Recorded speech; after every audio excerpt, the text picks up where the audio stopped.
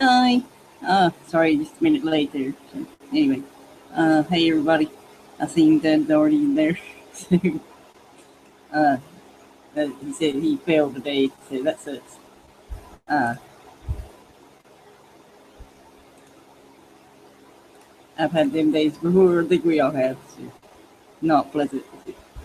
So, anyway, um, I'm waiting on the YouTube to catch. And, uh, start. I got something local.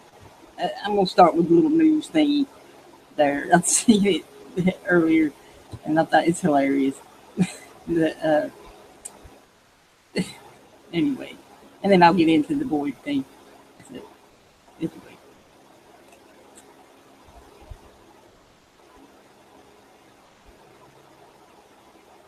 any day. Okay.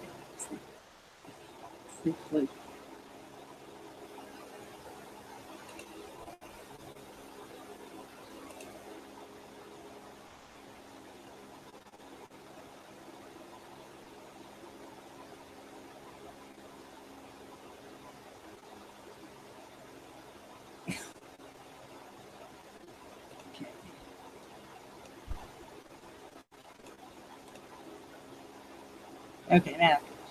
Okay, there we go.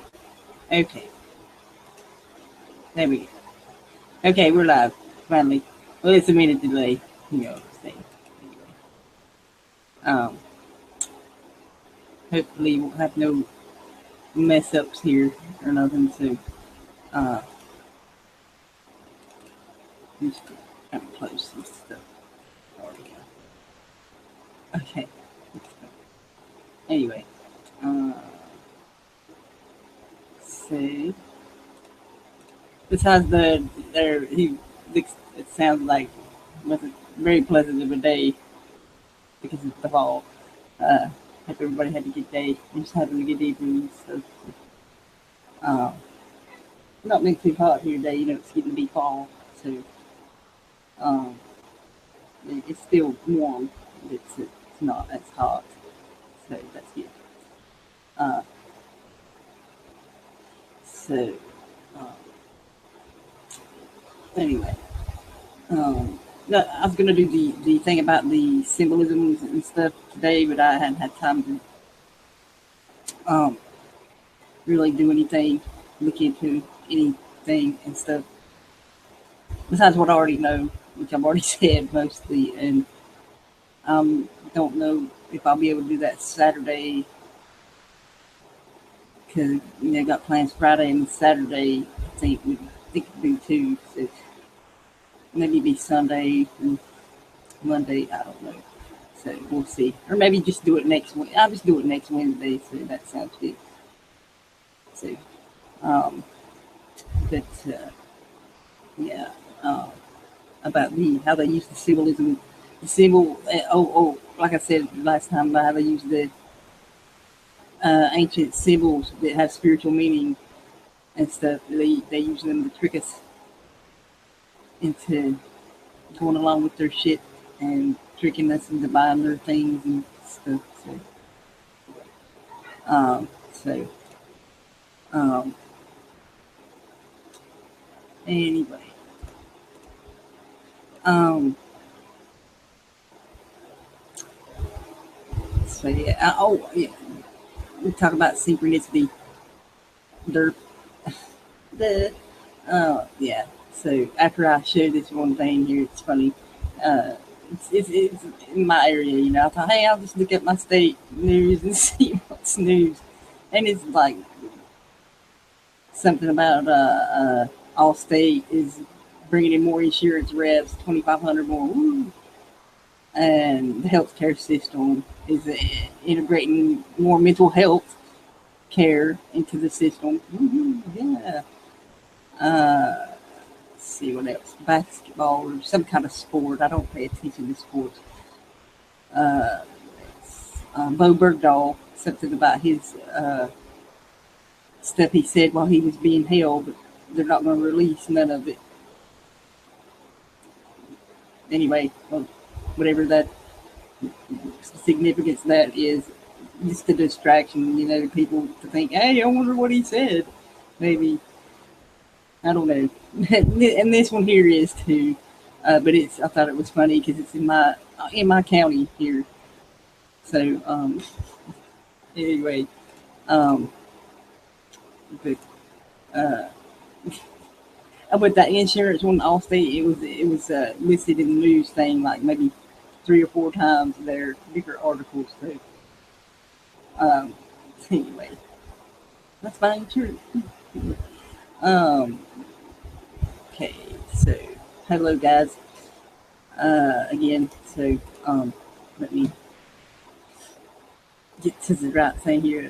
I know, like I said, this is a distraction. It's a clickbait article, but I thought it was funny, like I said, because it was local here. It's mythology slash sci-fi slash conspiracy slash who knows if it's real, type of thing. So, anyway, just give me a second here. So, okay. Hang on. Okay. It is funny. Okay. If it'll let me screen share, if it don't screw up on me. So, yeah. Okay, here we go. Oh wow, I have 2 weather alerts. Yay. Bigfoot hunters spot legendary hairy creature, North Carolina group says. This was Friday night. See, they ain't even got a picture. It's just a drawing, whatever. This was in my county, see. Okay, like I said, this is hilarious. And like always, they don't never get no picture of them. If, there's their Facebook page. It's a closed group. They hit pay dirt here in my county. Yeehaw. The moon was shining straight down on the road and something big stepped into view. I turned my headlamp on and I saw a large bipedal animal covered in hair. It took one step into the woods, and then I took off running toward where it went into the woods. See, and nobody think to take a fucking picture. Seriously. See, they don't have nothing. So it didn't happen. So, I'll put the link to this here. This chat, it's freaking, it's silly. Like I said, they didn't even have no evidence, no proof. So, but that was just my silliness for today there, y'all. So I'm sorry. I apologize. So, seriously, I'm getting into the other stuff now. So, but if nobody joins and stuff, I'll probably end early or paint a picture. But I do apologize for that. I just wanted to show that because it's wow, my local area, Bigfoot. Really? They never have no pictures of it, so it didn't happen. So okay. Hey y'all, hey whoever's watching. There's a but yeah, I'll read from some of this. God damn it. I'll put the links in the chat thing. So, what is synchronicity? It was the term synchronicity is coined by Carl Jung, to express a concept that belongs to him, a causal connection of 2 or more psychic and physical phenomena. This concept was inspired to him by a patient's case that was in a situation of impasse in treatment.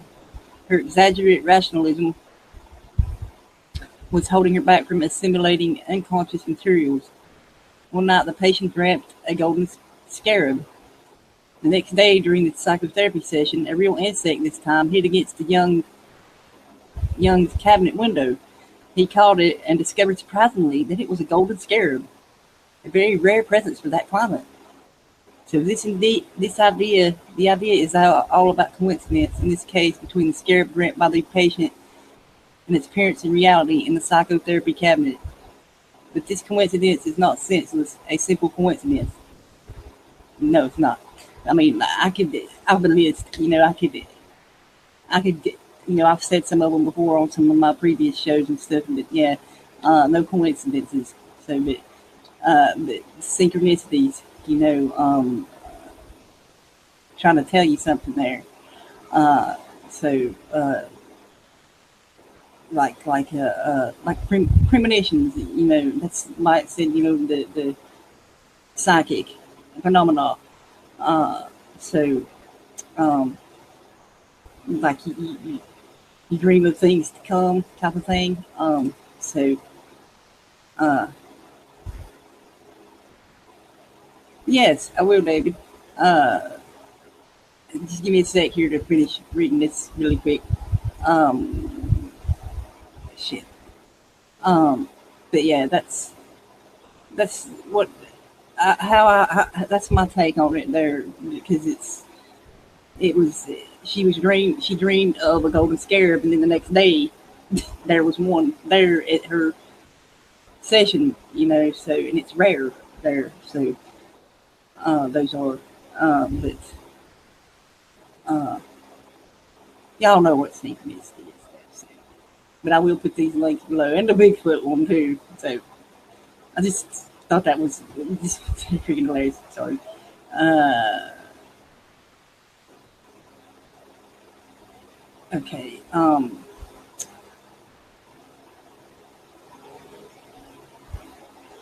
on, I lost my place.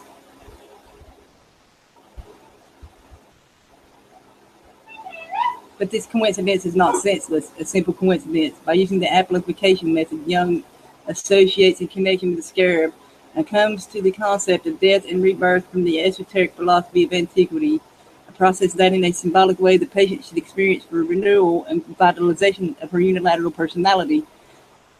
The cause of the neurosis she was suffering from. It can be something simple, too, that she just dreamed about. Anyway, or saw a vision of it, you know what I'm saying? That's a significant coincidence or physical and psychological phenomena that are a causal connected. Oh, yeah. Anyway, behind all these phenomena, Young places the archetype or the constellation of an archetype, which in his view is a process that engages equally objective manifestations in the physical world and subjective ones in the psychological universe. Uh, so, you can check out his books and stuff there. Yeah, I've learned more. I've read one of them, but I've learned more about this type of stuff, personal experience and stuff like that. So, um, anyways, hey, Paula, uh, and David and Dud, whoever else there. So, uh, let's see how you there in the chat. So, just give me just a sec here, guys. I gotta get my headphones on. So, um, anyway, uh, but yeah, that's my take on that. About the synchronicity. Like I said, there's no coincidences. Um, so, like I said, I've said on previous shows about my own experiences with, like she had, the seeing the scarab in her dream, and then there it appeared there at her session. So, I mean, anyway, second here, y'all. Okay, so I will put this here real quick, y'all. So there, uh, the I don't think can click that. So I'll add you to the box here.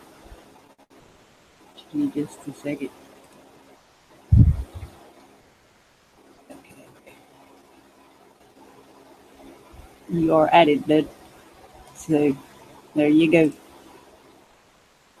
Okay, there. Okay, and you will be in the box when you come in, just so you know, the cameraman box thing. But yeah, that's my take on that. So like preparing you for coming events. Uh, I've heard people talk about that on here myself. Uh, when I'm asked about this subject, like Cookie, Debbie, and a few others, that's kind of the same thing. That's getting you ready for what's coming, uh, and things like that. So, but yeah, I've had that happen so many times. I couldn't even count them. We all have had these experiences. That not everybody talks about them. But I don't care to talk about them, because it's something that we experience every day, and we should talk about it more often because it's part of who we are. So, um, so yeah, yeah. Uh, anyways, uh, okay. While I'm waiting, okay, uh, I'll have another one. But yeah, I got another article here. I don't know how to close that. Synchronicity in the soul. Uh, might read a little bit from that, or uh, just put it in the YouTube there. And then, like I said, I'll put all three of them links below. Even the Bigfoot. Yeah, that was funny. That's, I looked up my news for my day and found Bigfoot. So, it's hilarious. Distraction, looking for Bigfoot instead of looking at other things, So, let's go look in the woods and see if we can find Bigfoot. Well, but anyway, the synchronicity thing, that's, for real stuff. The Bigfoot, that's something, like I said, they ain't got no pictures of it. You can't prove it, whereas we can prove these things that happen to us. So, anyways, my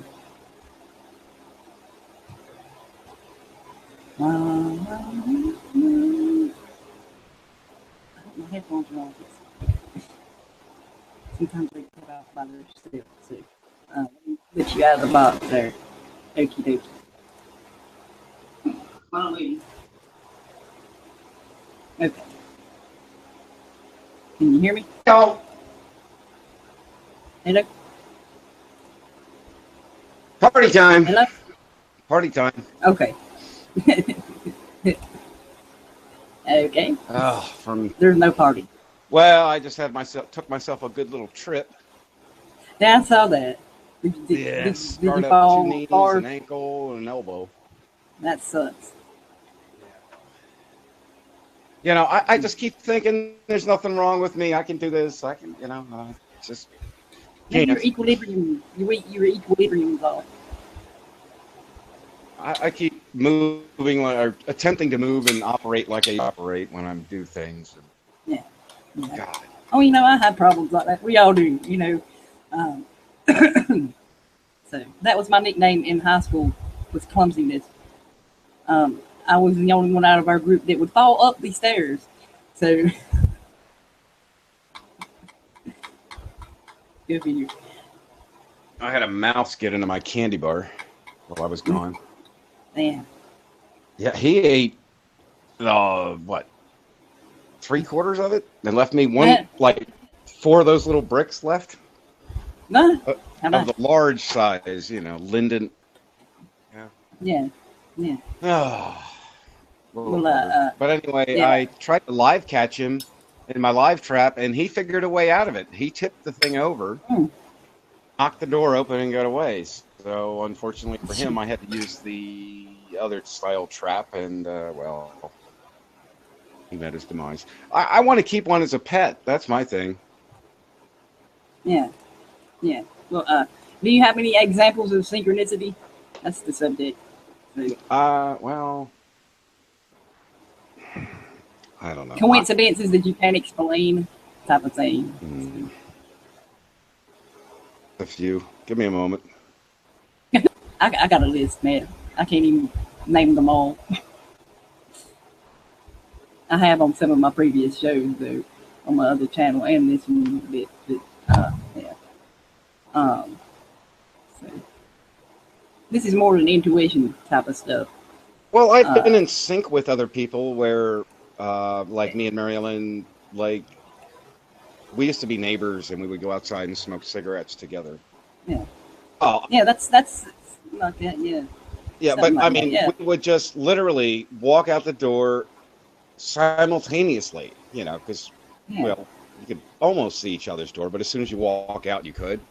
Yeah. Yeah. And it was Like that. amazing. I mean, our timing was just, and not that we had anything planned or anything. It's just, time to go. Right. Let's Yeah. go. Yeah. I have had that happen on here a lot, and like I said, having the dreams and stuff, dreams, uh, premonitions, whatever, and then they coming through and stuff. That's what this was talking about, with that lady with the scarab dream there. So that's uh, you know, it's more than intuition, and everything, and it can mean many different things.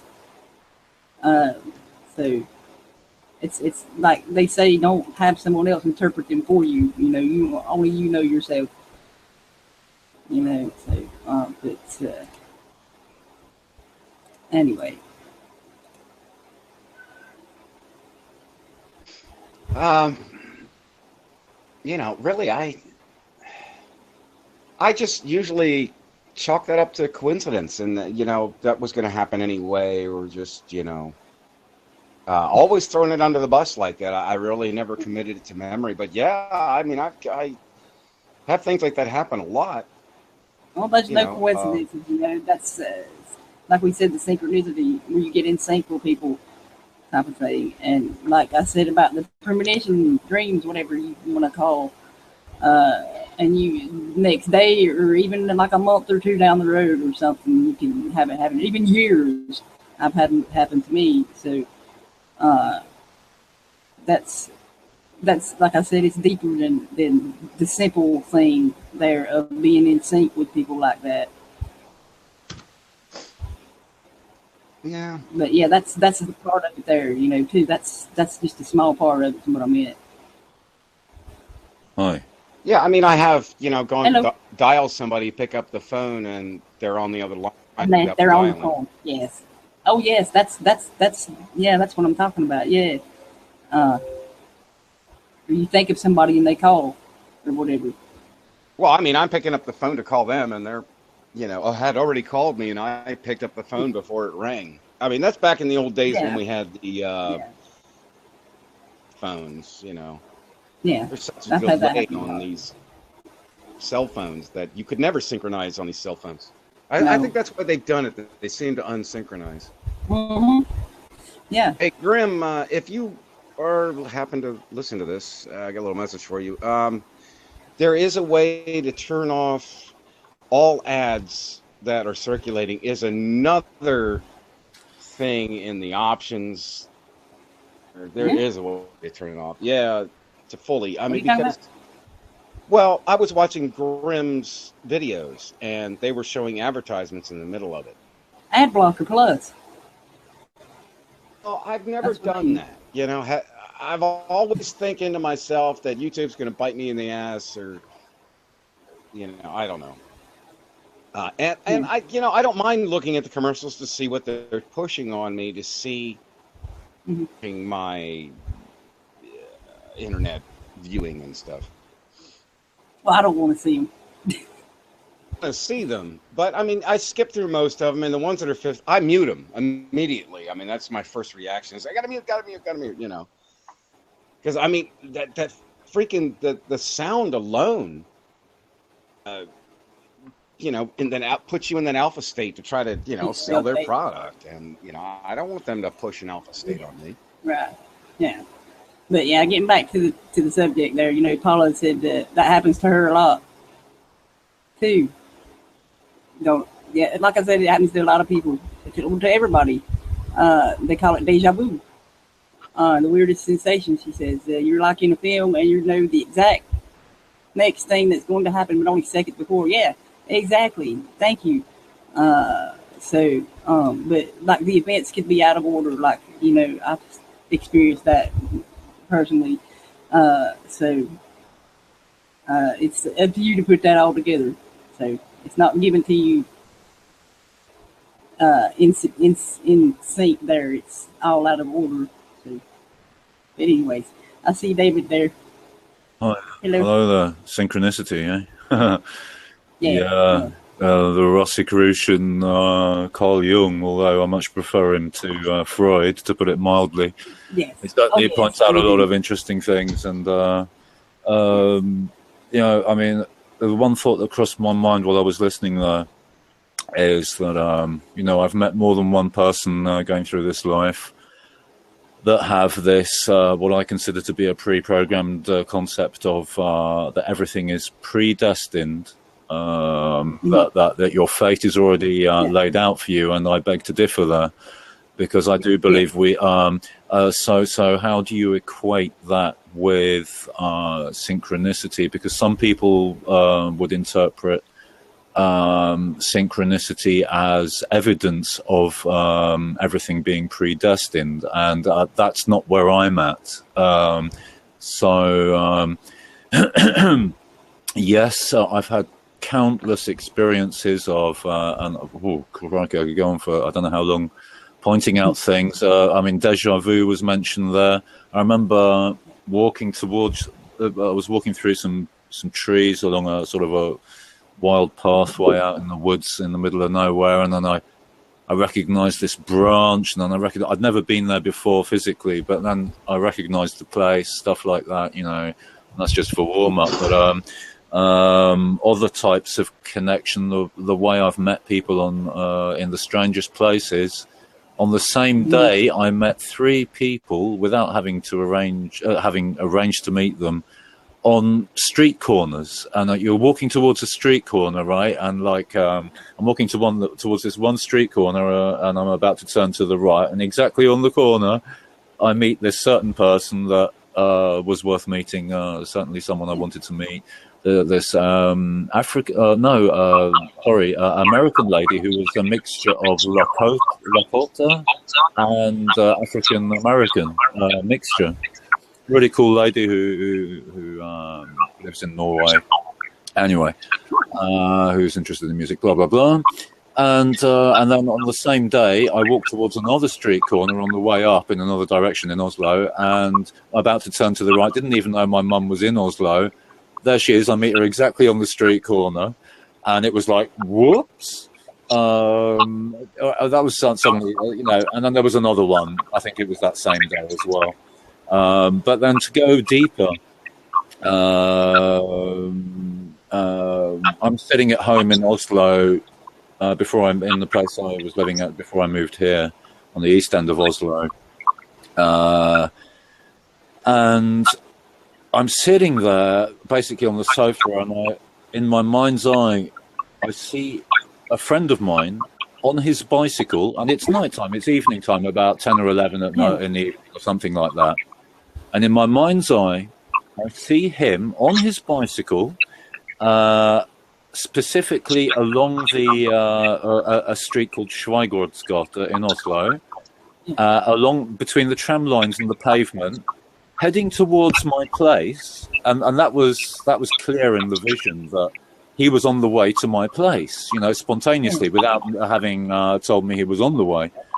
But then, and I was quite, you know, this is perfect, you know, I could do with a visit. And then in the vision, he stops, turns his bicycle around, changes his mind, and turns back.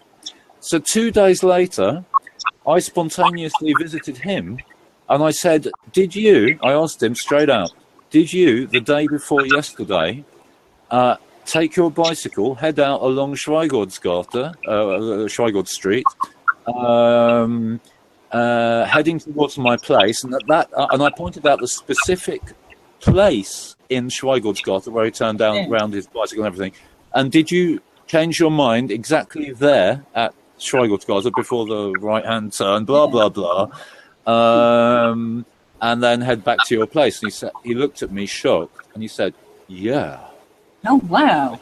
I did, you know. And I mean, you know, I've got countless experiences like this.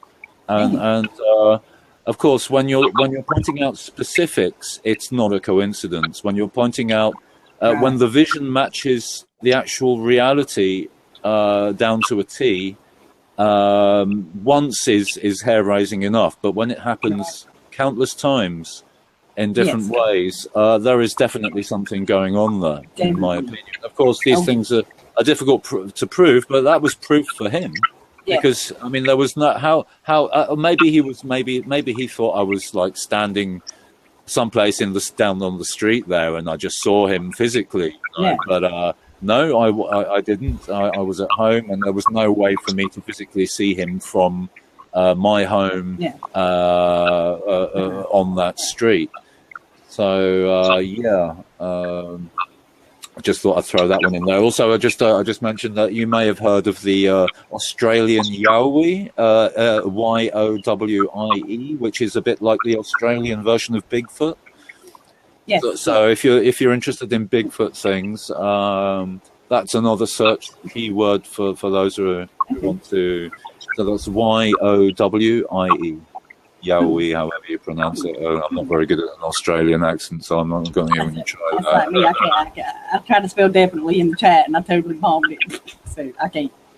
So I can't even do. Don't worry.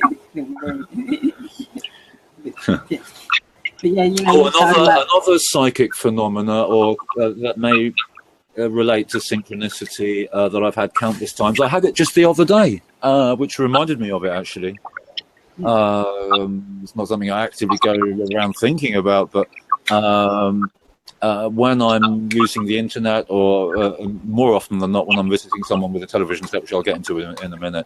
But just the other day, I was watching Swillianism, I think he called his channel. He was walking around at some art exhibition. It's one of his latest videos.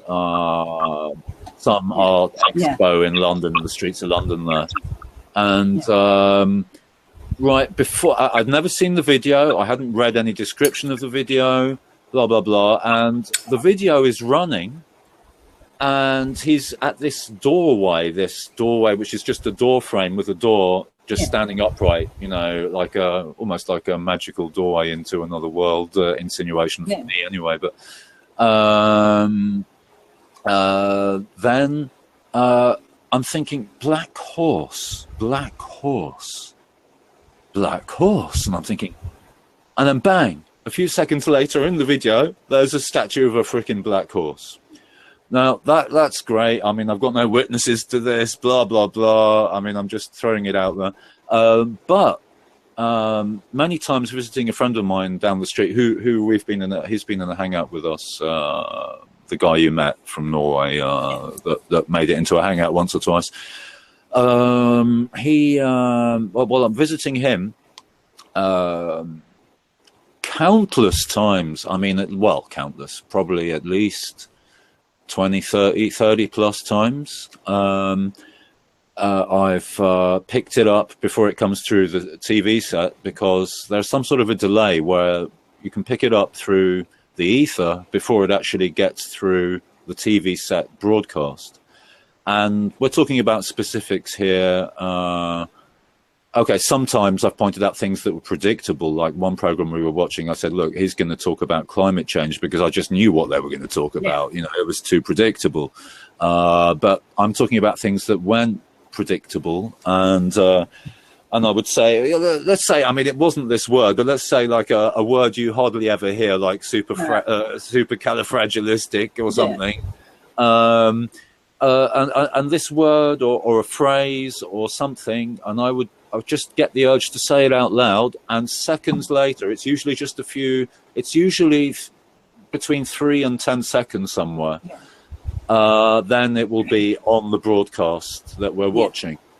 Wow. This has happened up to 3 times in one evening on several occasions. And my friend is looking at me like, whoa, what the heck? I said, look, this is a natural phenomena. And eventually it started happening to him too. And we had it both happening to us on the same day.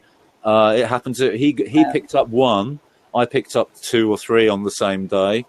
And then he picked up on another occasion, a couple of occasions as well, 1 or 2. That was more recently. He started picking it up as well. He started tuning in to the same channel in the ether, if you like. I mean, to try and explain it, you know, I mean, how is it we're picking up? Well, of course, I mean, these air waves and these vibrations that they send the audio and and video broadcasts to us. I mean, these are vibrations and frequencies that are both in and around us, and you know, it's a bit like tuning into a radio. Really, you're tuning into a radio station.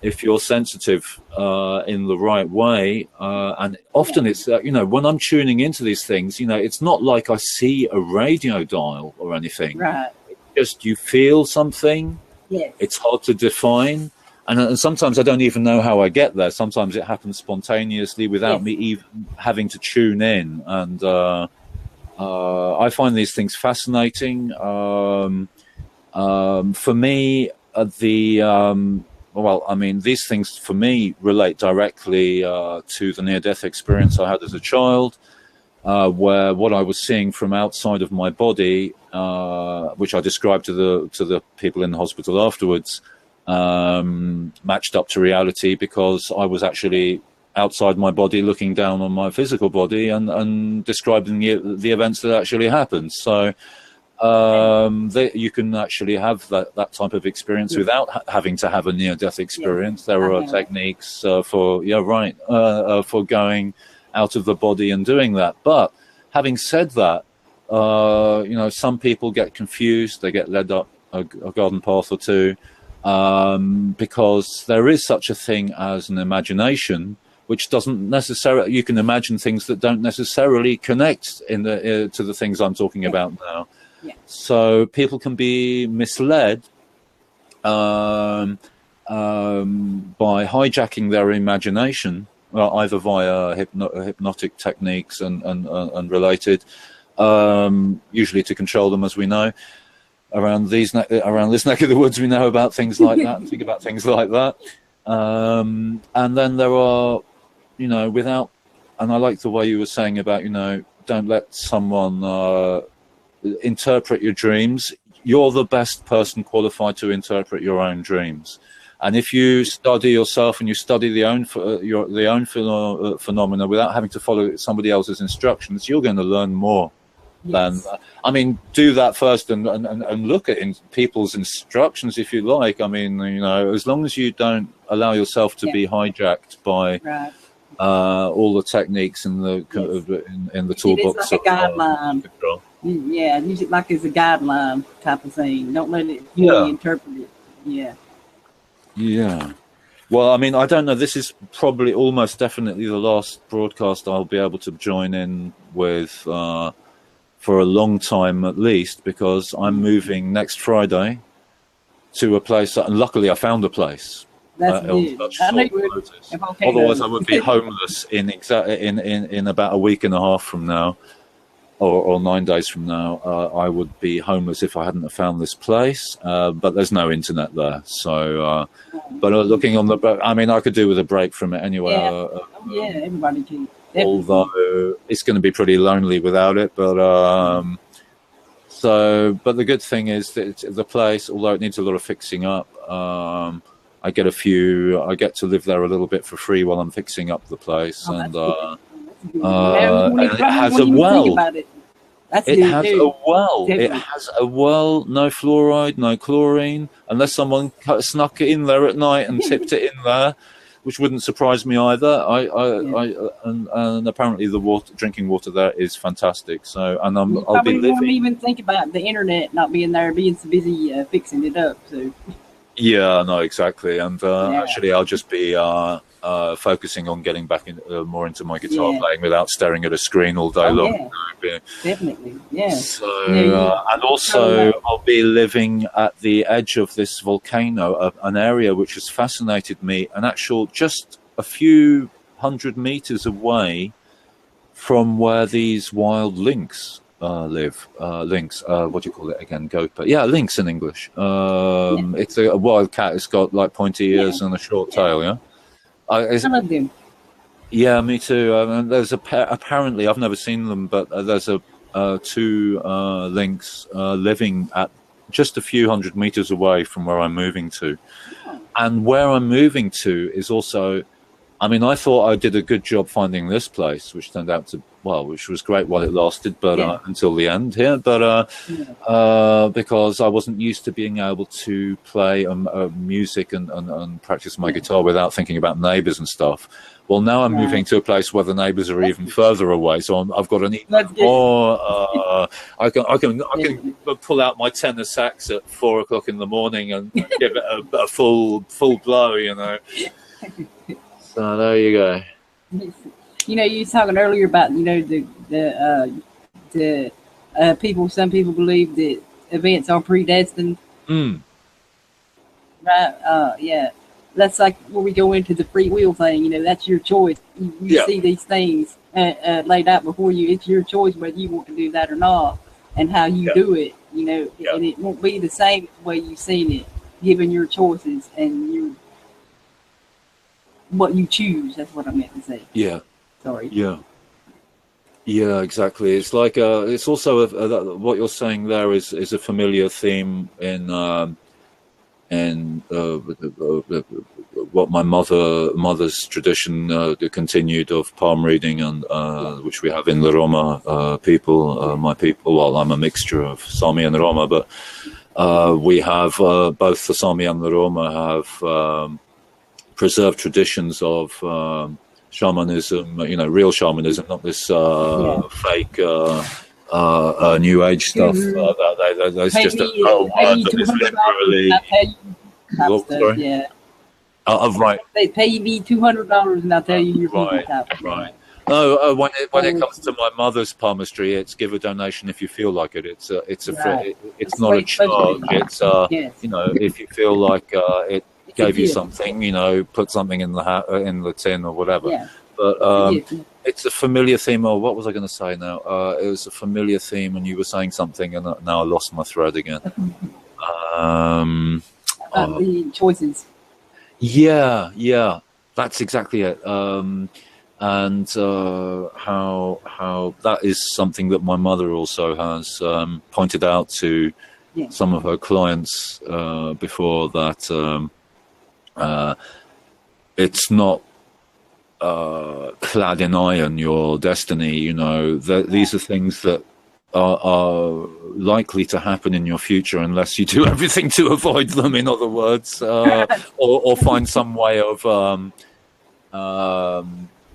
going around it. So you know, the one guy down the road who's a fanatic Christian, not more like what I call one of the local typical Christian Nazis, really. Strange combination, but a very common phenomenon around here. Racist Christians. He's convinced that everything is predestined. So I said one thing to him. I said, if everything was predestined, then I wouldn't have to consciously raise myself up out of the bed in the morning. It would happen automatically. Yeah. And he had nothing to say to that, but I doubt he's changed his mind nevertheless. But that's the way I had spontaneously of trying to describe it to him, at least, you know. Yeah. Y'all, the link to join is in the YouTube. I meant to say that. Sorry, y'all. But there's a lot of people so brainwashed by the religions and stuff that they can't see past what the book says. Yeah, and if you're doing anything that challenges that doctrine, then you're automatically labelled as a pagan or a Satanist or a devil worshipper, or devil worshipping, typical label that they put on many indigenous peoples, including the Sami people in the north, where the Sami people who to this day use this shamanic drum. It has symbols on it. You may have seen one or two. I might have posted something once that you've seen with some of these stuff. The Vikings, Christian Vikings, they went to the Sami, and even before they became Christian as well, but it's mostly Christian, not Vikings. Burnt most of the Sami drums and of course made their, like everywhere else, made the language illegal, the traditions illegal, Yes. forced them to have Christian Yes. surnames, which was not traditional at all. Yes, that's like they done a lot of people that came here to America way back when. You know, they simplified their last name. Easier to pronounce, they said. So, yeah. And we're still using terms today. I still hear people using terms that are derogatory, which were originally derogatory. As in, apparently, according to one source I was listening to yesterday, actually, I hadn't actually thought about that one much until I heard it. Sioux Nation, they say, but it's actually Lakota and another group, which I can't remember. But,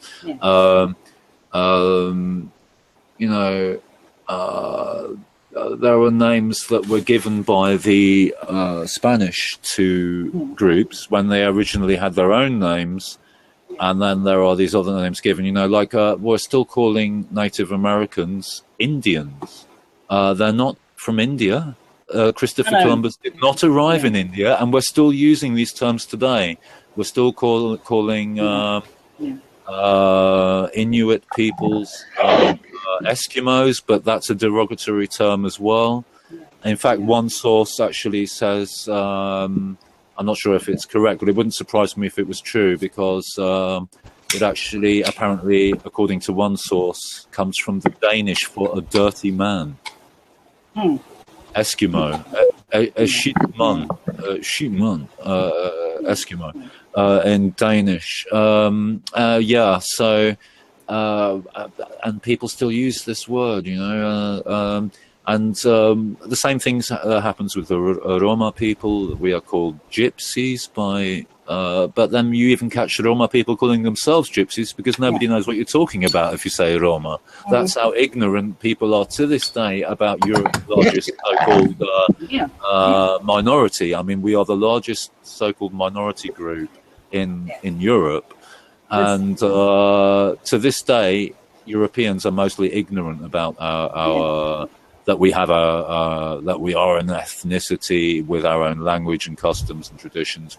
They only hear the government propaganda that painting us in a bad light because the government doesn't want to see free people wandering around, as we know, and the Roma challenged that control system by before we wandered around more freely. Now today, I mean, there are still traveling groups, but it's made more difficult by the day by having to have a passport. And that's like back in the days of the tribes, of all the tribes, that's something else. That's what they've been trying to put a stop to, for us to be that close, tightly knit community. Like we have on here somewhat, some of us talk quite regularly, but we're not, that's something they stopped us from doing was, because family is more than your blood, that's, and with these type of communities, like on here, they screw this shit up too, like, how they do on here, y'all. So it's, but and then there go back to the synchronicities about this and meeting all of these different people from around the world and stuff. It's like we were all meant to meet to talk about these things because they don't want us to do this, and that's why they fuck with us a lot, because we've all come together here talking about the same things, had the same experiences and everything. So that's something, they don't want the world to realize, this, like on my video I done on my other channel, that type of stuff. They don't want, people to realize that they're the same people that's been ruling us for thousands of years, type of stuff. And that's something that we just inherently know, I mean, it's so obvious to come together here.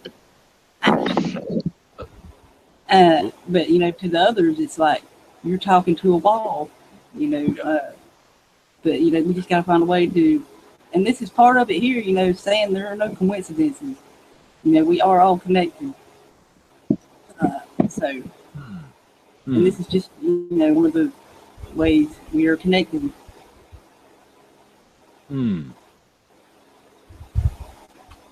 Yeah, I would say there's mostly no coincidences, although sometimes I think there is such a thing as a coincidence as well. But I do agree with you in essence. You know that what may look like a coincidence often isn't, because of that connection that one may or may not have a stronger, one may have a stronger or weaker relationship to that connection or not. But yeah. So. No, the links in there if you want to join anybody. So just don't be trolling. Anyways. Yeah, I can barely. Okay, I'm going to try something else. Okie dokie. It's like you're underwater or something. Yeah. Damn it. She has all kinds of troubles. But yeah, y'all, if you want to join there, but like always, you know, if you want to join more off air, that's cool too. So, hope I didn't just accidentally click and open Skype. Anyway, okay. There you go. I know there's the what Paula's talking about, her experience there about she was and she says, I cannot go into huge details, it would take too long, but due to a medical emergency, I was in an area, dreamlike area, but it was so familiar, and the speed in which I traveled couldn't be real. This place was an area I'd describe as a meeting area where all souls traveling in different directions I was being led to. Getting a lot of feedback there. Let's see. Me? Again? Yeah. Oh my God. I'm not been good luck today, am I? Right. But yeah, that's, you know, what Paula's talking about, you know, I think, you know, that sounds like something that, you know, that's like a near-death experience. So there's a lot of people on here that's had them, so you're not sounding nuts there. So, I mean, there are ways of when you get higher up in certain lodges, not that you need the lodge for that, you know, there are ways of inducing an artificially induced near-death experience, you know. You can suffocate yourself to near death and go out of your body, but you don't even need that to, when you've fine-tuned your techniques, you don't even need to do that to leave the body. You can, when you're going to sleep, or you can use well, I'm a bit wary of using the word meditation because that has so many connotations that really have nothing to do with what I'm saying, but let's just say just going to sleep, the simple act of going to bed, lying down, and if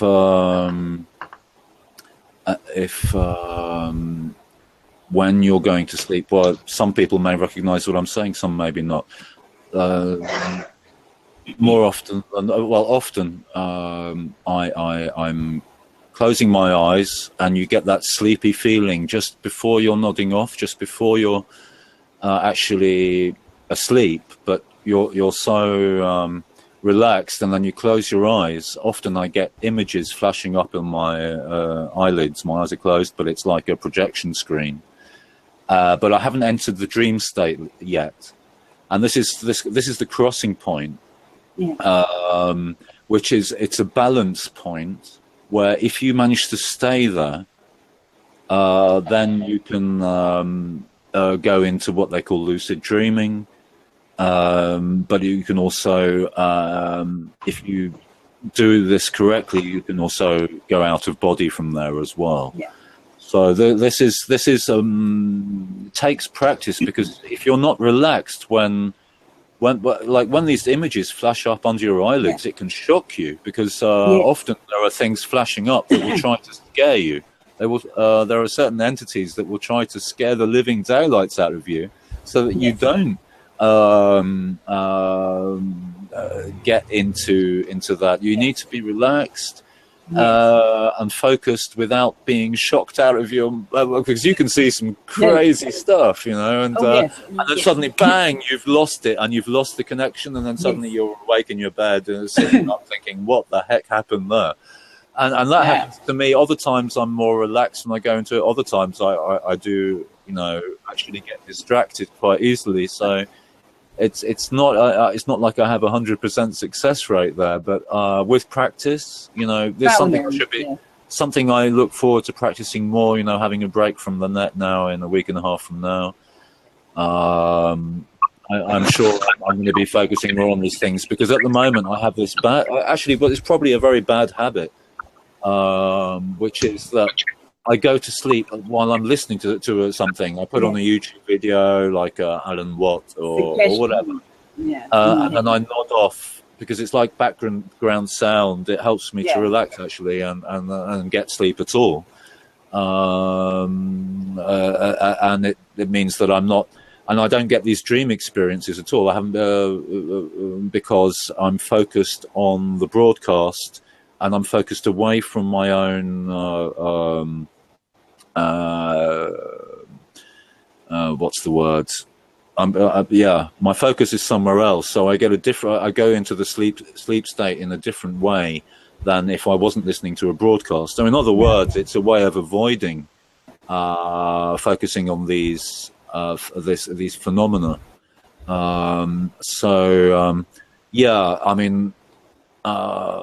Sometimes these phenomena can also include very disturbing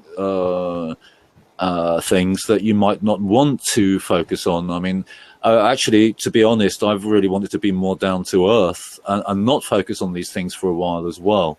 So, in a way, listening to these broadcasts is a way to avoid the other side, the ether, and what that might serve to you or not. But so.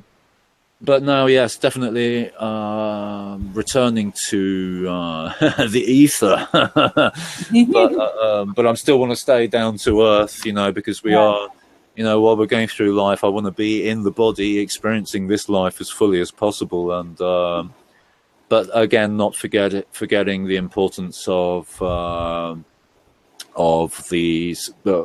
potential for the survival of the physical death. That the soul survives the physical death, which I understood had through my experiences as a child, and I've had that with me. I remember it clearly to this day. A very profound experience that, I tried describing that experience as a child to grown-ups that would just look at me strangely, and I could just almost hear their thoughts, thinking, well, what kind of weird kid is this, I mean, like a 8-9-year-old going on about going out of the body and asking grown-ups about, well, haven't you gone out of the body, and haven't you had seen this, seen that?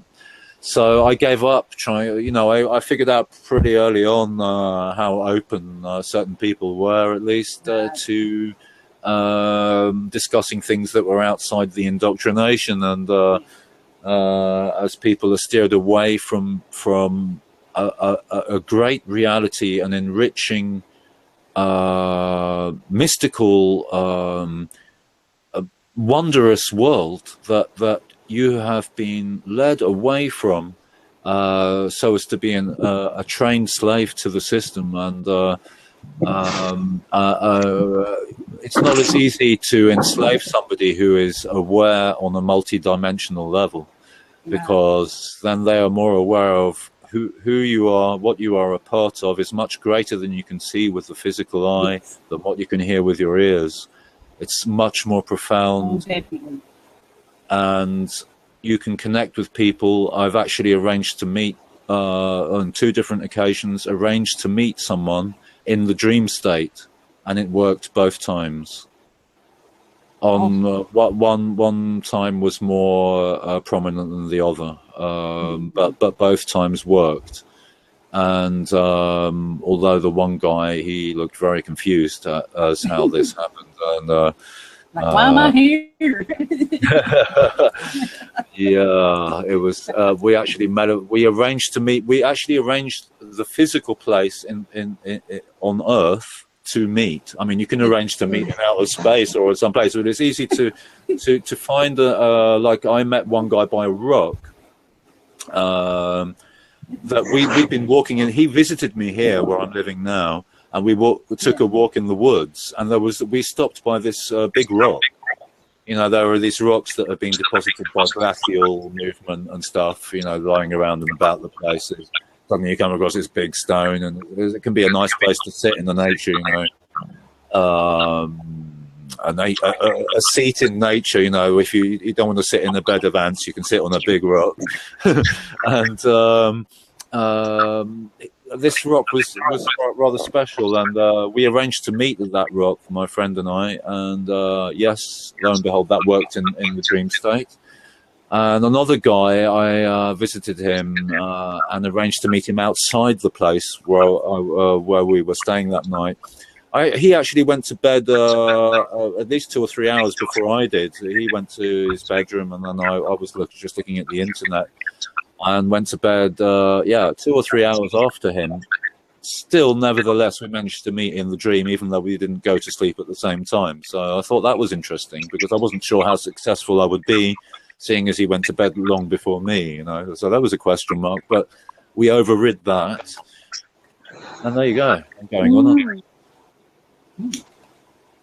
Mind is a powerful tool, you know. Yes. Yeah, and even beyond the mind, the soul expressing itself through the physical body is, I suggest, is the reality, like music and art and all kinds of things. Yeah, it's an extension of your soul. Yeah. When one does subconscious meditation when one's asleep, and one can have all that deep rooted, when one's mind is not conscious in the day, I mean obviously it's conscious in the day, but one is not thinking of the buried issues one may have from years ago. So when one has deep subconscious meditation, it can surface in the day, and one's mind and thought patterns and behaviours. Sorry about the phone going off. Yes. One of those days today. To talk about this. One of those days. So one can find one's subconscious mind reacting with a conscious mind in the day of these surfacing images, and then connecting the body. The body can react differently without one realizing, and it might just take another individual to see that, which my neighbour did, because he did my CDs for me, and he's what you just said, Dave, about Romeo and reading. My neighbour did all that, and for years he said to me, "Oh, I do this, that, and the other." So I got been on the journey for 2.5 years to help me in my health and general things. And it's interesting when you're not consciously aware of your projecting of your conscious mind, the effect of what one's mind has been doing when you're not consciously thinking, if that makes sense, because you're in that deep state of sleep and doing that meditation, which is meant to get into your deep subconscious state of mindset.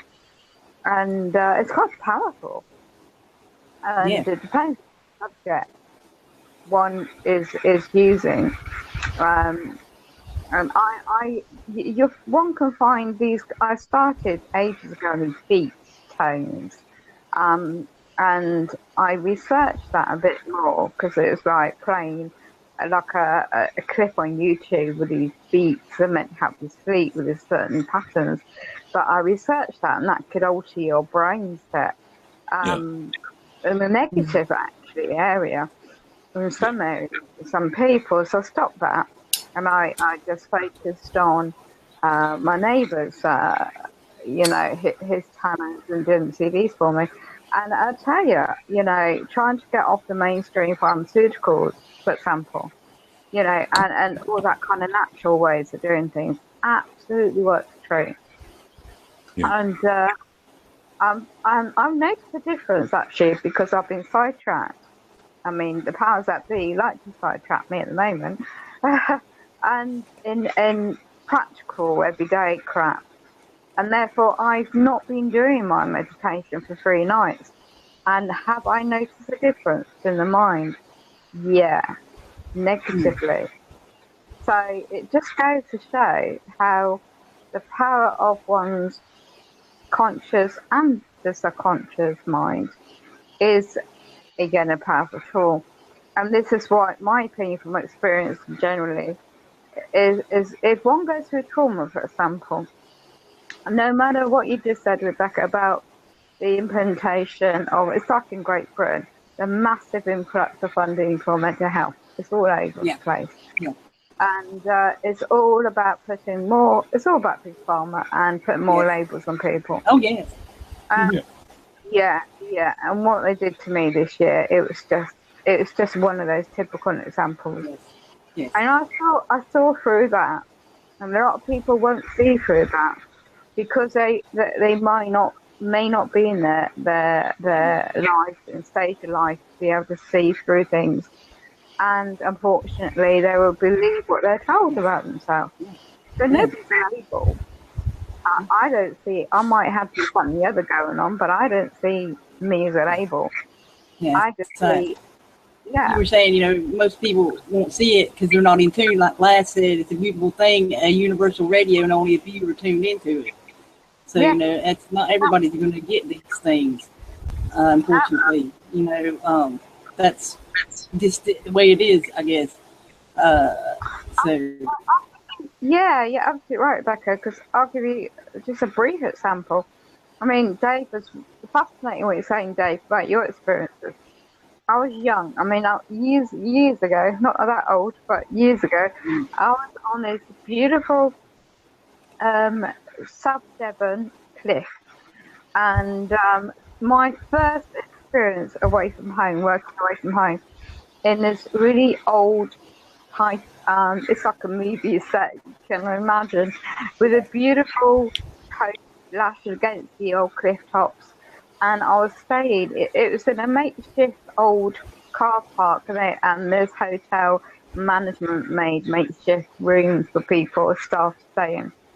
And I was one of them with my next door, best mate next door. We all worked in the same hotel.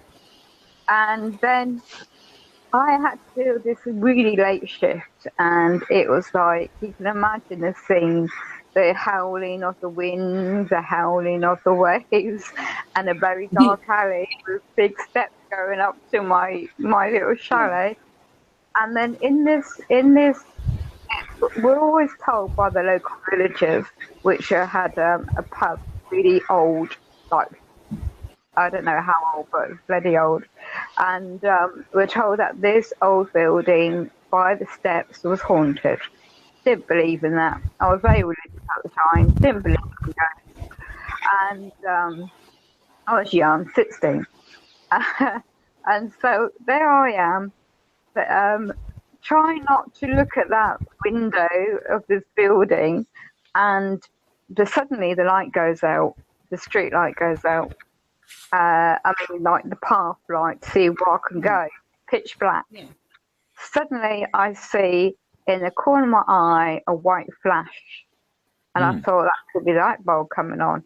No, I swear to goodness, I mean, my sister never believed me when I told her a while back, but this woman in a floating, really old-fashioned, I suppose, 1800s year kind of period dress, and youngish looking, right up the window, her hands, 2 hands, pressing against the glass window, like echoing me, and it's like, oh, my God, I ran up the steps.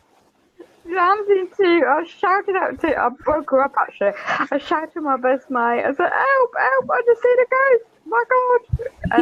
And she was the one that was more spiritually aware. She's a bit older than I at the time. And didn't believe it. Amazing. And then about 2 nights later, my night off, I went to the local pub and I knew the bloke, or his parents, ran the pub, and he was in the Navy on leave. And my gosh, it was like, I said to him what happened, and then he told me the story about what happened in that old building. And my God, he said, yeah, all the villagers knows about that ghost, that woman. I said, no, you're kidding me. And at that time, this old pub, which had been renovated, but still creaky like a ship, a really old ship, wooden ship. He said, oh, come up and have coffee, whatever, because it's getting late. And as we come out the main part of the bar, going up to the steps to their accommodation, we hear all the doors going. We hear the slams. We hear the creaking. My God, I was shouting myself. And he said, I've got to tell you. I do want to tell you before. I said, what now? He says, this is 500 years old, this pub. It's been on this cove, and anyone can Google it. It's called Hope Cove in South Devon. I can't remember. It. It's a beautiful area for holiday, and I don't know the hotel's still on the top of the hill, yes. But I tell you, it's so haunted. My goodness, because in the old days when they had smuggling with the old from the ships on the rocks, that is apparently oh my God. And then the third last thing was I was on leave and I was late getting back. I missed the bus. I was 16 and a half by then, 6 months in that job, and I missed the bus and I started walking. It started a typical night and it was raining, and suddenly I saw a phone box in the middle of the countryside heading from the city area to that really remote area of the sea, and my God, I was petrifying in case, because in them days it was like hitchhiking seemed dangerous, but I was so naive. I was so naive. And then again, it's like a movie scene, the howling, every bit of noise. I mean, and suddenly there was a car coming forward towards me. Oh my God, I'm on my own, in the middle of nowhere, and I see this phone box in the distance. I thought, I can't run that quick. And I was going to go to a hotel to see if someone can pick me up. Sure enough, the car slowed down. My God, I couldn't see a figure. I couldn't see nobody. What the hell's this? And suddenly it weren't what I thought. It was the manager of the hotel worried about me. Because my old dear ran. And I got there again because it was because I thought, no, it can't be a coincidence, and obviously not. So I just remember all those years ago that our perceptions. I mean, as I got older now, but as our perceptions in life, things happen for reasons sometimes, and if one is like, like you said about religion, indoctrination, unfortunately, is so rampant with a lot of people, and my own family and my experience in it. And it was like a veil lifting off the shoulders, the mindset. Yeah. And then I went down the opposite road of liberalism, completely off scale. And it was, oh my God, yeah. And it was like, it's only after all that, whatever, I came back and experience of so-called fake world, I call it now, and then the rabbit holes and coming back to where I am now. So perhaps things happen for a reason, perhaps. Yes. I believe so. Because if I hadn't had this accident, things happened to me, I wouldn't have gone on that search of certain personal journeys. Yeah. And I wouldn't be in this mindset thinking like this. Right. And Paula has a question here. Are we just revisiting? If ghosts are here, why are they, and why haven't they moved on? Well, that's the thing there. You know, I think some of the time they are revisiting, and some of them are actually haunting. Yeah. So, because, you know, when you die and your spirit goes back up, you know, whatever, to the light, wherever you want to call it, you have that choice of where you want to go. And a lot of people refuse to come back here and stuff. So, but yeah. Thank you for that question. Oh no, I just remember a really good one, which is from this area where I'm living now. I met this guy who was teaching didgeridoo, and sitting in a room with a couple of other people. So he starts. He says at the school where I'm staying, there's this apparition, and he's about to describe it, and I say, "Stop! Don't say anything more," because I was already picking it up. And what he was about to describe was already in my mind's eye, and I wanted to know if what I was seeing was going to match up with what he was about to describe. So I rudely, what seemed like rudely, but he appreciated it afterwards, and so did I. So I said, "Stop! Don't go on. I'm going to draw what you saw. I'm going to draw a picture of it." And he looked quite surprised, as did the other bloke there. And I start drawing this picture, and I said, "Well, what the apparition in your room? It's this young girl from, and you already mentioned the 1800s and something, wasn't it, you, Becky? And you were also talking about something older, Madam Free there." This was also from maybe the 1800s. The clothing she had, like this like what do you call it? Like these straps over her shoulders with this kind of blouse with a ballooning shoulders, like with frilly bits on it, and what I described anyway. So I end up doing a drawing. I said she's got red hair, and she's maybe 10, 11 years old or something, and he looked really surprised, you know, that I could stop him in the middle of a sentence and tell him what he was about to describe to us, which I got absolutely right.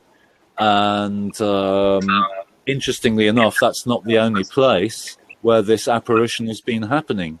I was invited to stay with a famous musician here, about 30 kilometers from here. Let's just say he's a very well-known musician here in Norway and in Romania as well. And I was invited there, so I stayed the night in his daughter's bedroom. His daughter doesn't live there anymore, but her paraphernalia is still stuck on the wall. A lot of satanic shit, you know, with inverted pentagrams and that type of thing hanging on her wall. I was shown my bedroom, you know, everyone was going to bed, and I was shown the bedroom, and I went to sleep there, or I was going to sleep, and I felt a presence, you know, and I'm looking at the wall, and I'm starting to pick up the vibrations of whatever his daughter has been connecting to there as well, because and this connects to other stuff as well that has really been happening in this area. But so basically, I'm lying in the bed, and this apparition happens straight in front of me, hanging this girl with red hair and the same clothing as the bloke. You know, I think it's actually the same apparition. Because it's the same girl with the long red hair, only she is tied up, suspended from the ceiling over me, with many cuts, bleeding, cut throat, cut many places on her body, ropes around her neck, arms, shoulders, ankles, suspended from the ceiling, face down in the horizontal position, and dripping blood, and basically telling me, you know, this is what has happened.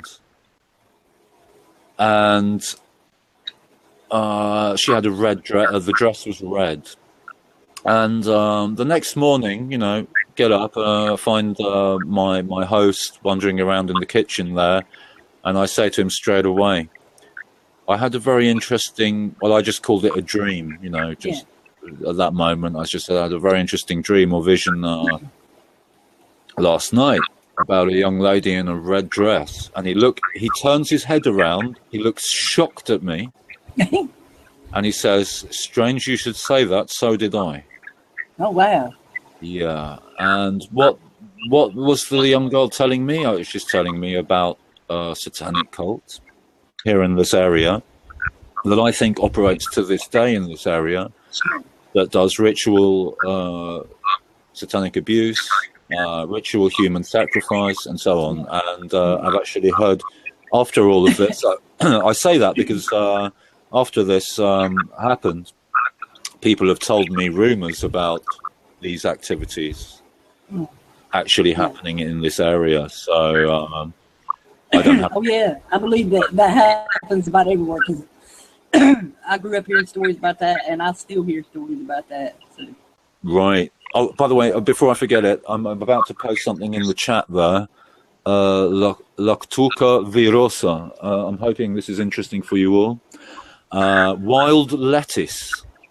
So those of you who are on painkillers, like Madam Frida, you're in the UK, you can find Lactuca virosa, make sure you get the right plant, which is a viable and as of yet not illegal natural painkiller. Was used before opium and opioids and opiates as a natural painkiller, which you can harvest and concentrate. You can basically just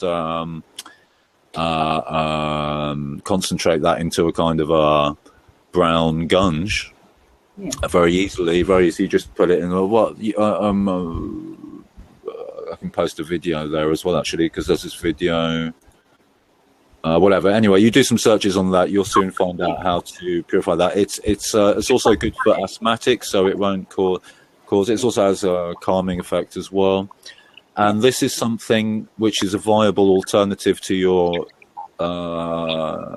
toxic big pharma painkillers and so on and so forth. So if you can get out there in your wheelchair and find Lactuca virosa, and you can harvest it yourself, and again, make sure you get the right plant, because there are things that look similar and so on. So it grows in the UK, it also grows in the Americas, and it was used by the Native Americans a bit before Big Pharma, and some people are reintroducing it now, and you can find some videos on YouTube about that. There's lots of others too. So yeah, just do your research. Can you hear me? That's a start, y'all. Yes. This is a very effective one. Yeah. Repeat that name for me.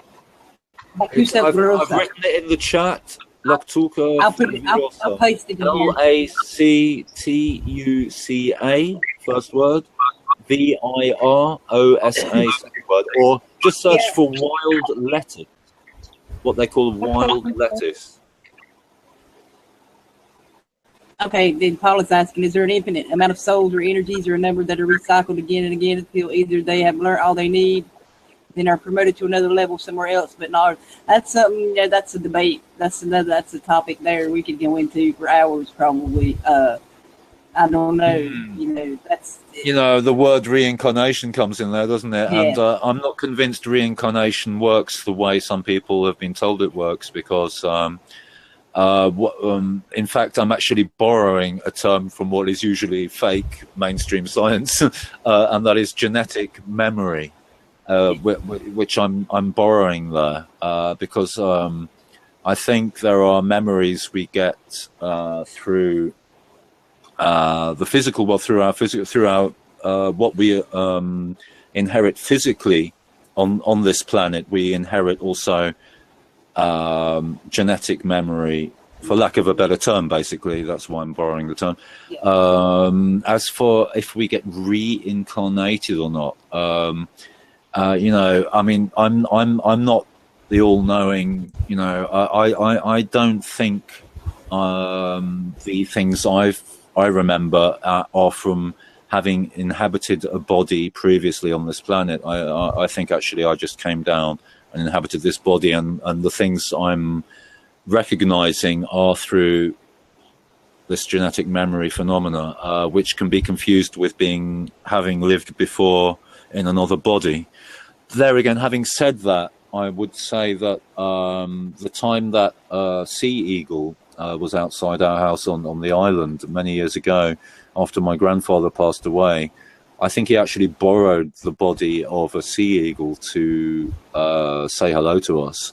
But that was borrowing the sea eagle. It wasn't actually reincarnating into a new body, you know. You know, I don't. Yeah, that my take on that. I just thought, for what it's worth, I'd just try and describe. I'm not describing it very well. It's hard to describe with words, but a lot of people. Like I said, that's another long debate we could have there. So yeah, definitely. Yeah. Another so thing. Many different things we could bring up there with that too. You know. So. Another thing that happened to me years ago in London was. I'm sitting at home at Gould Road in Twickenham, and the last place we lived at in before we left England for good many years ago. And I'm sitting there, the curtains are closed, and with my back to the window, which is to the main street, you know, faces the main street there. Yeah. And I get this feeling that someone's focusing on me from outside the window.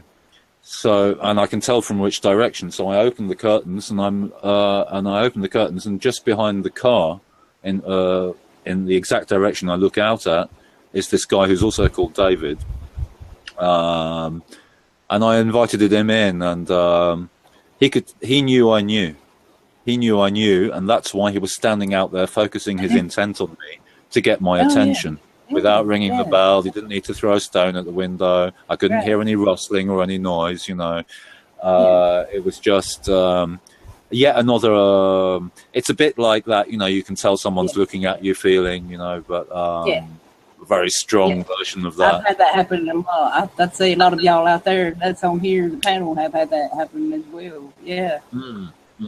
Yeah, I remember one day in particular, it was last week, the little one was at your grandma's, and I was sitting here, I'm like, I'm going to go outside and sit for a bit, okay? No sooner I got outside and sat down, something compelled me to go sit outside, and there they pulled up. Yeah. With the little one, you know, she just come to get some things, but, you know, that, yeah. Yeah, absolutely, yeah.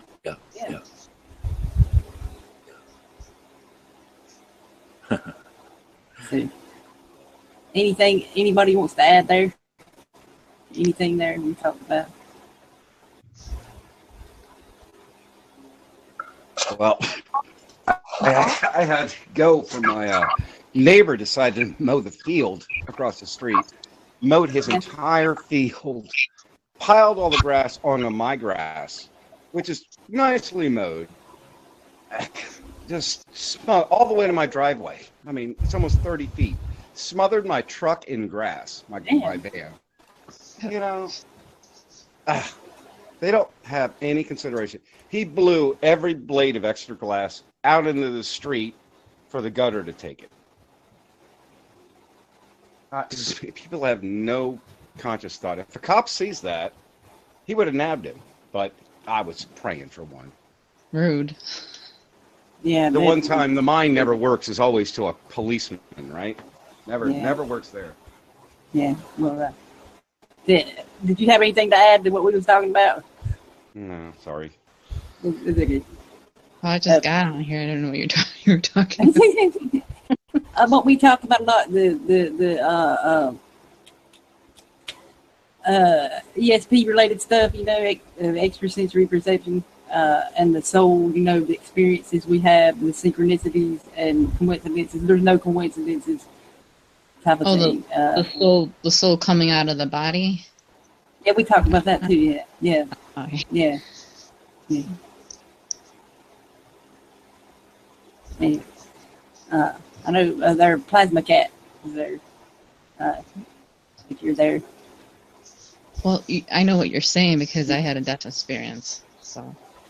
Oh yeah, that's right. Yeah. Yeah, my soul came out of the body, and I saw it. My body right next to me because I was in surgery, and it was right next. My body was right next to me. Kind of creeped me out. Oh man. Yeah. See, there, David's had that experience too, and Paula there in the chat has too. So a lot more people's had that experience than what people think. So. Yeah.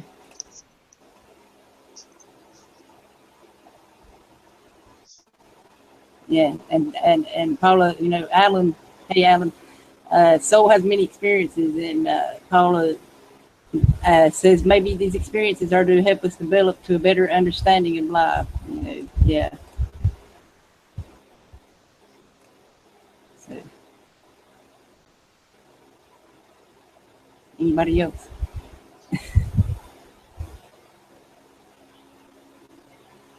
All four of them have their mutants. I've got one for you. It's not of me. My son, he was about 7 and he was in a car accident. Thank God he survived. But it's just a bit strange. So, it's don't listen in. I won't go into the bracket, but I was on the way one night coming home from a health club, and I saw all these ambulance and police cars all over the road where I used to live. And then I had somebody come rushing up to me and say it's my son, like panic. And apparently what happened, that the woman had not, she was on her mobile phone, and his mates already crossed on their bike in the collision crossing. So it's all green. Your sound is like, we can't hardly hear. Can you hear me now? A little better. Oh, big burst messing about with my connection again then. Yeah, it's It's a little better, yeah. Okay. So what happened, unfortunately, the car hit him head on with his bike. The bike flew up in the air with him as well. And apparently his head hit the windscreen first, and the bike landed up halfway up the road, so the police said. And he says to me this, when he got to the ambulance and, he woke up, he didn't wake up per se. He said it took him about a couple of weeks to tell me this, because obviously he's young, bless him, and he didn't know what to make of it. So I know that is an out-of-body experience, and it was like it wasn't his time to go, if you know what I mean. Yeah, so, yeah. I wasn't there because the police had to take me down there, blue lights kind of thing. And apparently he said he saw his body on the operating table in the hospital, emergency room thing. And he sensed, it's just like, the describing how to word it all these years on is like he was floating. He described it, and he was looking down at his physical body. And next thing he remembers is being pushed into it and waking up with all these nurses and doctors around him, and then me turning up. And he was lucky, pure lucky, that he had no major permanent brain injury and loads of tiny cuts because of glass on his skull and his head, and no serious injury on that. Apart from that, he had a broken nose and a broken arm, and he basically took him about 6-7 weeks to recover from that. But the woman got done, obviously, for what she did, and we had to get lawyers and stuff. But he had a major problem crossing roads for a long, long time, which I had to help him with. Yeah. Yeah, and it took him a long, long time to get the courage to get back on a bike. But that always stuck with him, apparently, all these many years later. And so obviously it just goes to show that life is so precious, no matter what age you are. It could happen to anybody. I mean, even young little ones, you know, babies and stuff. And so talk about if spirits are ready to go or not. So if that is anything to go by, from my son's experience, then he wasn't ready. It wasn't his turn, you know. Right. He wasn't. So That was a learning experience for him. Yeah. And those are the words so many people have described to me. You know, I've had many face-to-face conversations because I'm often one of the people who brings up this subject, you know, meeting people around and about the place, you know, off the internet as well as on, really. And I might describe a thing or two, and then suddenly people will open up and say, I never dared to say this before, but what you described there was exactly what I experienced, more or less down to a T. And so many times, you know, when I left, when I was flatlined, you know, declared basically dead at the hospital as a child, you know, I went out of the body, just like so many people describe. And it was like I was hovering up under the ceiling, basically, looking down on the room and looking at my physical body, looking at the activities of the nurses around me. And then blah, blah, blah. When I came back, I described details. But I also went into this tunnel, which many people also have described to me. In fact, the first person who acknowledged that they experienced the same thing was my grandfather, who before I could speak good enough, I actually had to get my mum to translate because my Norwegian wasn't good enough at that time. He was getting very dramatic, as a very dramatic kind of guy too. He grabbed me by the wrist and was trying to describe to me his near-death experience when he had one of his heart attacks and was driven in an ambulance and blah, blah, blah. And he was describing, and I got my mum to translate, and yeah, he's saying he's going into a tunnel and the light at the end of the tunnel. But like, this is exactly what I experienced. And I went up through this tunnel, but it was like floating up. Everything, all the I see the word baggage somewhere in the chat there. It was like leaving your baggage behind, because it was a great relief, I tell you. But don't go and commit suicide or anything. You know, I'm not using. Beware of suicide cults using this information to lure you into suicide, because they will. This is what some of the information that is used for the wrong reasons too. There's a reason to stay in the body. You're going to die anyways. Let's live it out. You know. So please don't use what I'm describing here if you're suicidal or anything. This is not, you know, because this is a common theme in suicide cults and blah blah blah. So this is not the reason I'm describing. I'm describing this so that you will become fearless in life, not so that you will become fearless of death to end the life. So anyway.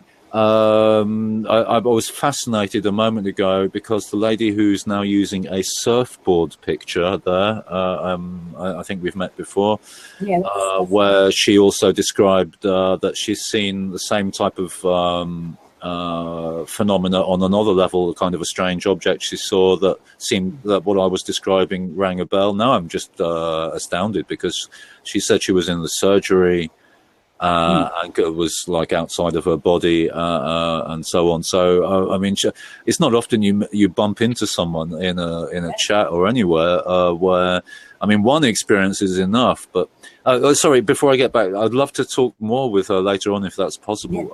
Yeah. Maybe if she's still around off air. I'm fascinated. Anyway, so when I got to the end of the tunnel. Well, before I got to the end of the tunnel, it was like a tiny dot of light. It was so far away, like a tiny pinprick of light. And gradually, I got closer and closer as I kind of swiveled up, you know, towards this dot of light. And when I got there, it was just like going into it's a bit like if you imagine a swimming pool of water which is light and you just enter into it, only you're not really swimming as such. It's a bit like swimming. It was like being in light. And don't, not to be confused with all this, the love and the light, it's a load of old sausages. It was just at that point of the experience, it was like stepping through a portal at the end of a tunnel. Yeah. And then I was spoken to, and so many people again have said the same thing. I recognize what you're saying. It's not your time yet. You have to go back. And on the way back, it was like much more quickly down the tunnel than it was on the way up, where I was just kind of drifting up. On the way down, it was like whoosh, and then bang, straight back into the body, and then whoa, I was like back into the waking state, back in the body. And it was like the hospital staff were astounded. They thought they'd basically written me off as flatlined. And then I walked out of the hospital later that day, or was it the next day? Walking down the hallway with my mother out of the hospital, I started to describe the third, because there were two nurses there, but there was a third nurse that only after I was flatlined entered the room, who had a different costume on, a very strange hat. Very strange, and she had a black uniform on as opposed to the blue and white that the other nurses were wearing. And I start describing what she did, and she came in with a black box with some tools in it. I put it on the desk beside the hospital bed, and all of these details are described from outside the body, met up with the actual. And my mum looked at me astounded. How could you know this? You know, you were supposedly flatlined. You were supposedly clinically dead at that time. And her jaw dropped, literally, and was looking at me and bewildered. I've spoken to 5 people in this area who are describing the same thing with the tunnel. They're also describing the same entities that I've seen. They're describing the same tunnel, the same thing said to them at the end of the tunnel. Regardless of whether you're religious or not, some of them, one of them is a devout Christian, if that's the word for him. Nevertheless, you know, what he describes is exactly the same, and not everybody gets as far as the tunnel. Even I think it's just as interesting, even if you haven't been like beyond the hospital bed or the accident situation, whatever it is that leads you to that near-death experience or out-of-body experience. Yeah,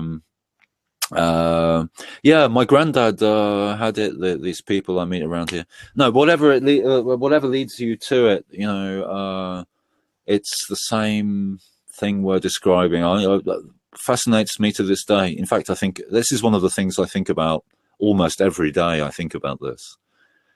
That's how fascinating it is for me. You know, if it was just an hallucination, what would be the chances of what you're seeing from outside of the body matching up with the reality actually happening here?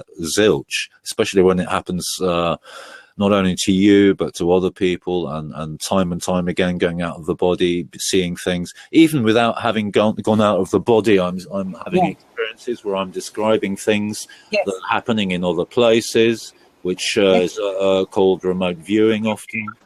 I have regular remote viewing experiences. My mother contacted me. She wanted me to find someone who'd lost a ring, a wedding ring. I ended up seeing a whole, but I couldn't find her ring, but I did describe how she lost her ring.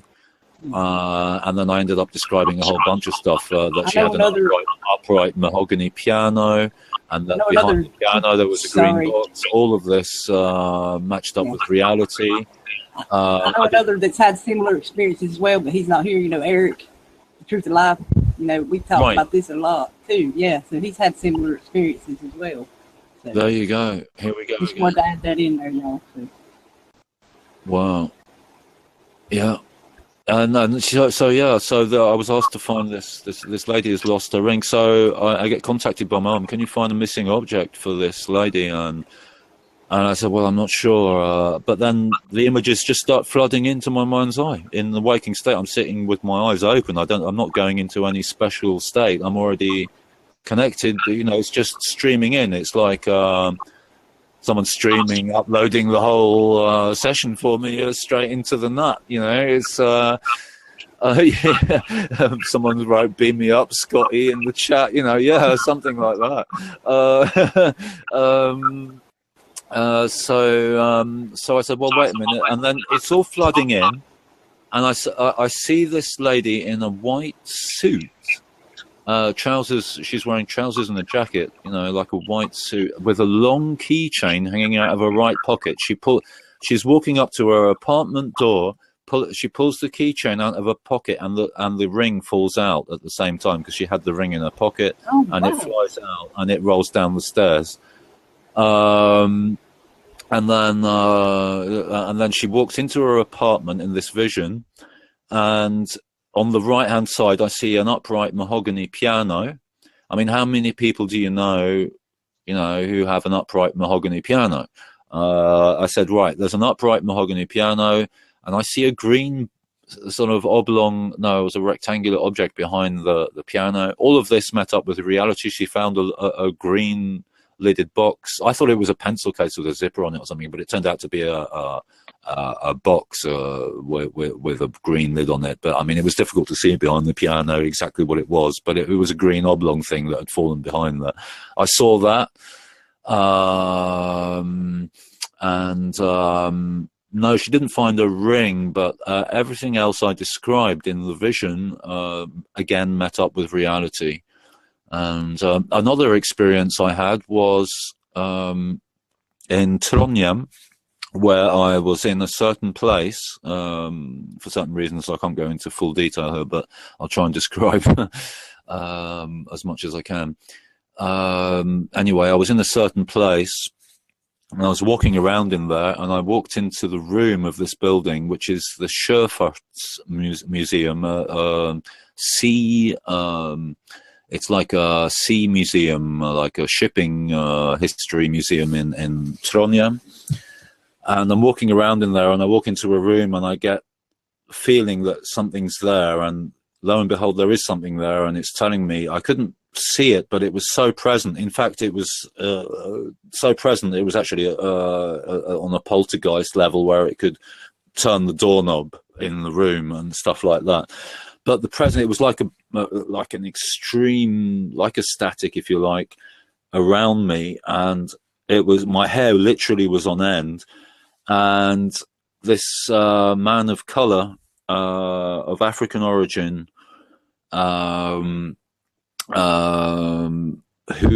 was enslaved there a long time ago, and he's telling me about the pain and the suffering. It's not in words, it was just, it all came in feelings and images, and how he was held there as a slave, how he was tortured in this very room where I was at. And I'd mentioned this to my mum and to some relatives of mine on the island, and later on, a few months later, a relative of mine, in fact the mother, says, look at this article that's come out in the newspaper. And so I look at the article, and it's from that museum, and it describes how an African man was used as a slave in that museum, before it was a museum, but when it was actually, it was a couple of 100 years ago or something. How he was enslaved in chains and everything, and tortured in that room. And there weren't many Africans in Norway at that time, that far north, I tell you. I mean, how on earth I was picking up so much detail down to a T, and then it comes out in the newspaper. So again, I mean, I'd said this to people before. I hadn't read this anywhere, and then they're pointing it out to me in a newspaper article, and I was blown away. They were blown away. So there's yet another thing that I haven't described here before, I think. So hopefully that was worth mentioning. Yeah, I don't think I've heard that before either, David. I mean, right. It's cool. But yeah. So. And it's called Norsk Sjöfarts Museum in Trondheim. So I think you can find the article on the net somewhere, actually. Could try and find it, but I don't know if I can be bothered right now. I'm going to get some water. Okay. Say hey, y'all, to everybody out there.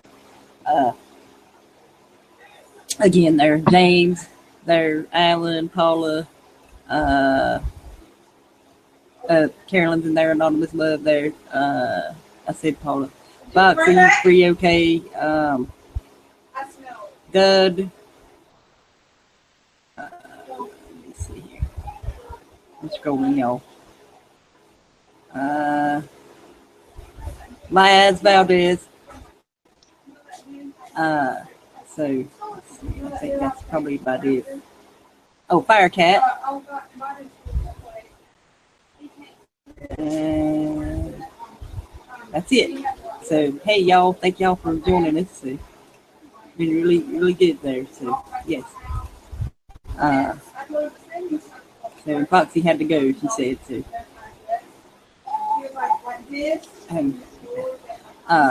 I'm gonna give it. I got about a few more minutes here. If anybody else wants to add anything else, and then I'll put the link in there. You know, if anybody wants to come off air and stuff. So, anybody want to add anything? Anyone? No one? Okie dokie. So, excuse me, y'all. But like I said, anybody can join in afterwards. Here it is there if you want to come in after. So, and like I said, I don't know when the next one will be. So, and I'm having an invaded here myself. So, they're playing a video game. So, but it may be Saturday, but if not, it'll probably be like Sunday or Monday, the next one. No, wait, I said Wednesday. I'm sorry, Drew. Yeah, it'll be next Wednesday at 5. So I'll probably do an art one in between now and then. So, and anytime, at any time. So I did one last night at like 11 o'clock or something like that. So anyway, thanks you all for joining and participating, and everybody on the panel. Excellent. You know, it's really good to hear all these people coming together with all these experiences and sharing them and stuff. So we need more of that. So don't be shy. You know, y'all. You have something like that to share next time, or like if you just want to wait to come off air and talk about it, that's cool. So, but thank y'all for joining. Much love, and remember, you know, it's all here. It's all within. So, thank you so much, y'all. Again. See ya.